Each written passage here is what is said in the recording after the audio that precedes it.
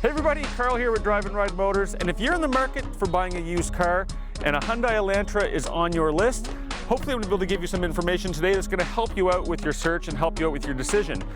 If you haven't seen a couple of Elantras every time you're out on the road, you're probably not paying much attention because there is a pile of these out there right now, and for good reason.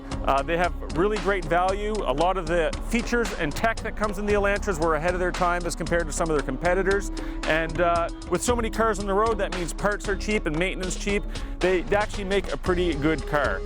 So without further ado, why don't we take a look and see what we've got here today. Don't forget, if you like this video, throw us a like, give us a subscribe, it helps us out. Check these out.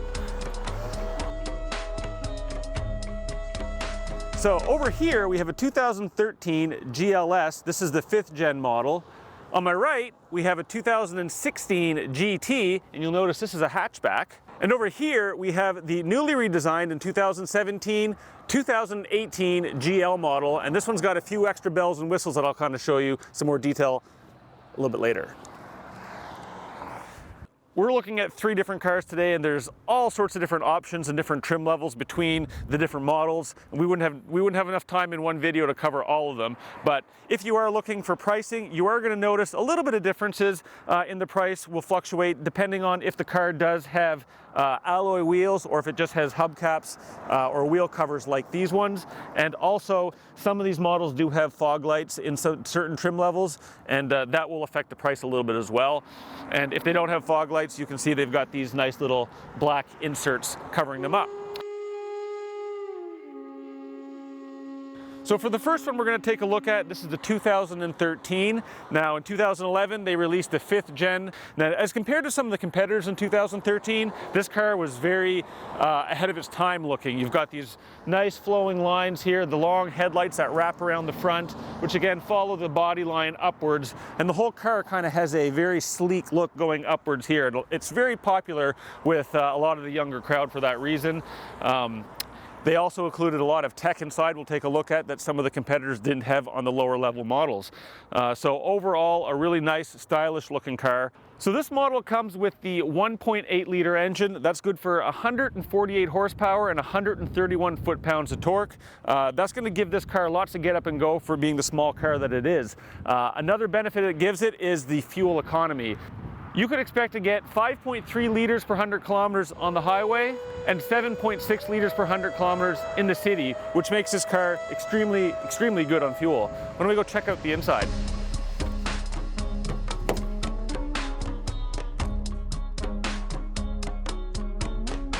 So once you're sitting inside the driver's seat, you've got lots of room. If you're tall, you've got lots of headroom, which is quite nice. In 2013, the layout of this interior was very modern, very elegant, and very symmetrical. You find that in the center console here, you've kind of got these 2 trims that kind of bring everything into a focal point here. Same as the steering wheel, you've got everything very nice and symmetrical, and it's got a very nice look to it. They're going to have Bluetooth, so you're going to be able to connect your phone. Now, depending on what model you have and what model you're looking at, you might have a model that has a backup camera in here, and if so, it's just going to have a slightly different center console here.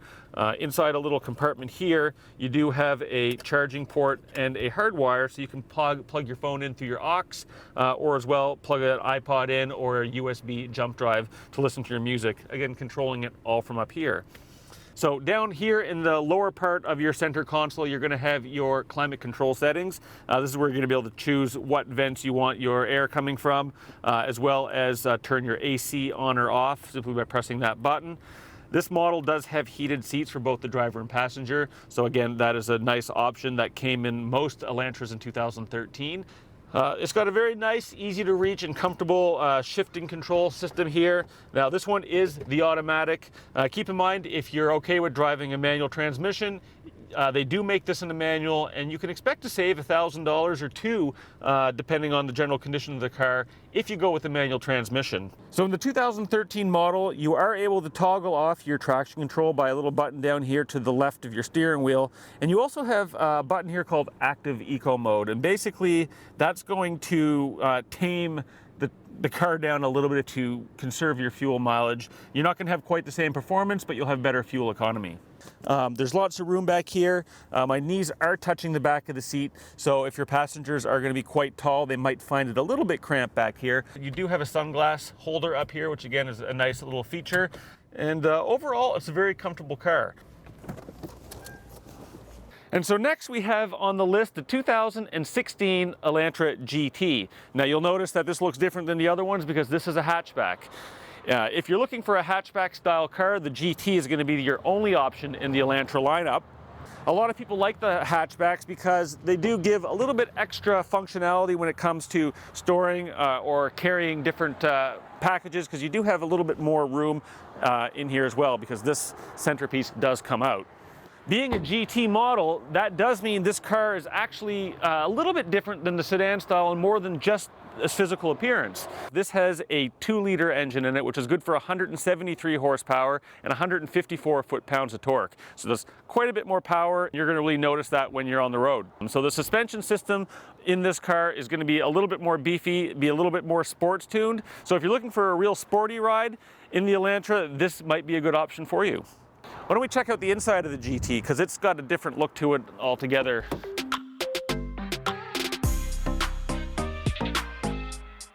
So you'll notice when you get inside the GT that it is a little bit more sports feeling. The seats are a little bit more bucket seats. They've got a little nice design in them. The inside layout, again, is going to be similar to the 2013 because they are still part of the same generation.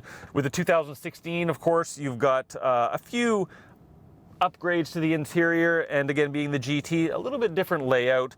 The steering wheel is almost identical. You've got all the same controls, trip meters, controls here, volume, all your Bluetooth settings. One thing that the GT has that the standard Elantra does not have is this little button right here, which is going to be your steering wheel control, and you're going to be able to toggle between normal, comfort, and sport mode. So again, having that additional beefiness in the suspension for that sports tune, you're going to notice it handle a little bit better. They did do a few modifications to the climate control center, and so this is where you're going to actually control your heated seats from up here as well your AC, as opposed to some of the buttons. So very similar layout, just some slight differences to it. Coming down here, you're going to notice you've got a much bigger storage area, much bigger storage compartment down here, and you actually have dual charging ports, and your auxiliary and your USB input can all be found here, as opposed to the other one, which kind of had a smaller compartment with a little lid that you would open and close. Your gear shifter, again, very much similar to the other one, nice and smooth, nice and easy to get to. The only thing that I would say is, unless you're sitting really close to the steering wheel here, getting to that volume button is going to require most people to lean forward and get to it. So you'll probably get used to using the volume control on the steering wheel once you get going. You can lift the seats in these cars, in all of these models, so if you find that you are not as tall and you want to be able to see better, you can lift the seats. They all come with telescopic steering wheel as well as height adjustments, so you can pretty much customize this interior the way you would like to have it. Being a hatchback, there's a little bit more room in the back seat. Why don't I hop back there and show you what that looks like.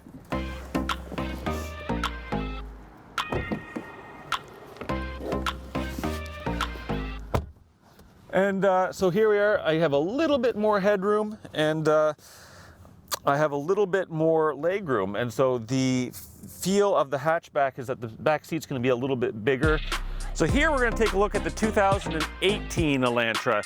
Now, in 2017, they did a full redesign of this car, and you can see that this looks quite a bit different than the couple of the older models we were looking at. So right off the bat, first thing you're going to notice that the whole front end has got a different, more sleeker feel to it. The lights, instead of coming up and wrapping around, are a lot more streamlined.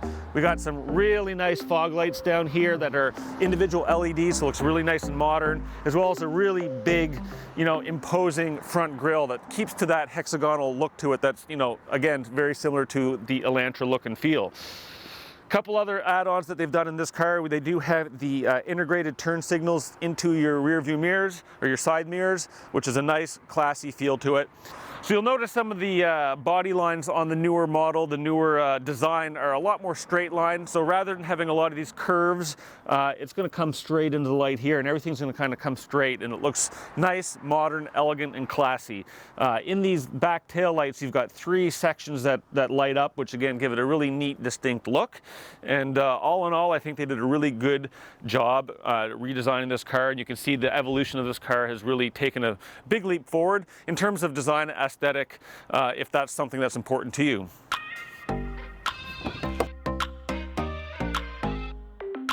So once you get into the newer model, this is the 2018, but again, this was changed in 2017. You're going to notice that they really redesigned everything. So rather than having the 3 distinct sections with very symmetrical inside some of the older models, you'll notice that they've kind of went with a more standard look where you've got the first 2/3 of the car now kind of belong to the driver. You've got a redesigned steering wheel, and you're going to have some of your toggle buttons on here. You still have the ability to control all your audio, all your infotainment system from here, as well as your phone calls and audio from your phone, as well as manage your center console, trip computers and things like that, as well as your cruise control from this side. So the infotainment system here has really changed. They've gone to a real sleek look, almost minimalistic, and I really like how they've, modernized, I guess you could say, the controls of the center console. So you can control, you can select your radio, media, phone, music, all the buttons here, your apps, display. Of course, you've got the touch screen, which is going to be your backup camera as well. And so everything here is accessible either through your touchscreen or through some of the buttons on your main console here. As you drop down here, you've got your climate control settings, and again, very simple, very elegant, very trimmed down, very simple, very elegant, and I think they did a really good job with it. As we slide down to your gear shifter, you'll see that this has been totally redesigned, and they've integrated all the buttons in around it for some of the comfort settings, if you would. So you do have your heated seat settings with 3 different heat settings on here for both driver and passenger. You do have a heated steering wheel, so this is a really nice feature to have on those cold days. So just like in the 2013 model in the sedan, you had the eco mode. That's going to be very similar to this one. Your transmission is going to change a lot quicker, not let you rev up as high.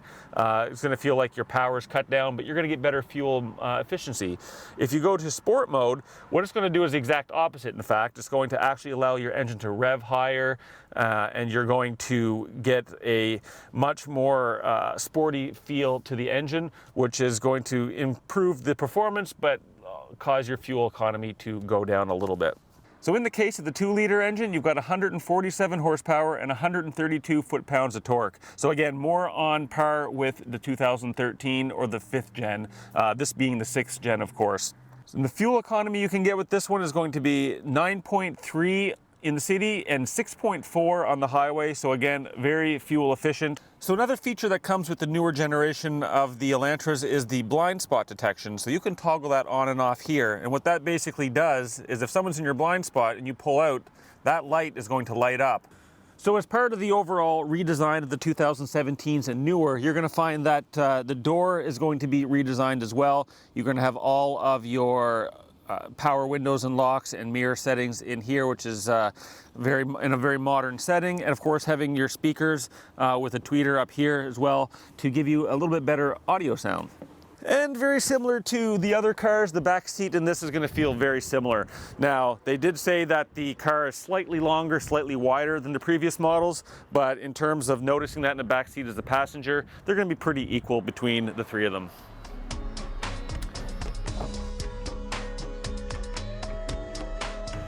So that wraps up our video for today, guys. I hope you enjoyed the content in this video. If you did, don't forget to like the video, subscribe, and if you have any questions on some of the content we covered, drop a comment below. I'll do my best to answer it. And until next time, keep driving or keep riding.